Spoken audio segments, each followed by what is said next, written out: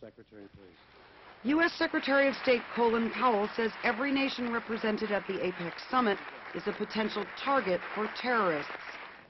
It should come as no surprise to you then that the #1 topic for this conference has been security, and for good reason. Terrorist networks have failed to make fear a fact of everyday life, but that is still their goal.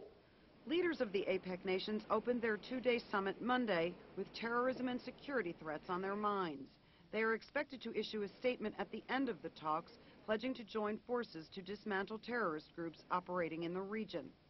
APEC leaders will also commit to being better prepared to fight SARS, severe acute respiratory syndrome, and other infectious diseases, and to push for quick action on world trade talks, which collapsed last month because of differences between industrialized and developing nations over agricultural subsidies and trade barriers.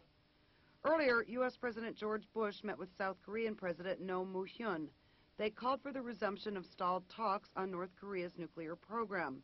The Bush administration has ruled out a mutual non-aggression treaty with Pyongyang, but the U.S. has left open the possibility of security assurances backed by the U.S. as well as China, Japan, South Korea, and Russia, which might persuade North Korea to end its nuclear program. U.S. National Security Advisor Condoleezza Rice cautioned consultations on such assurances have only just begun. She also said reopening talks between the U.S., South Korea, China, Japan, Russia, and North Korea is likely to move the process forward. We now have an opportunity within the six-party framework to resolve the problem in a durable way.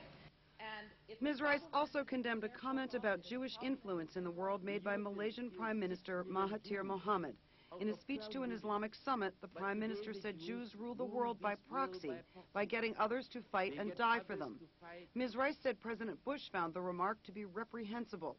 The U.S., Israel, the European Union, and Australia have called the comment anti-Semitic, a charge Malaysian officials deny.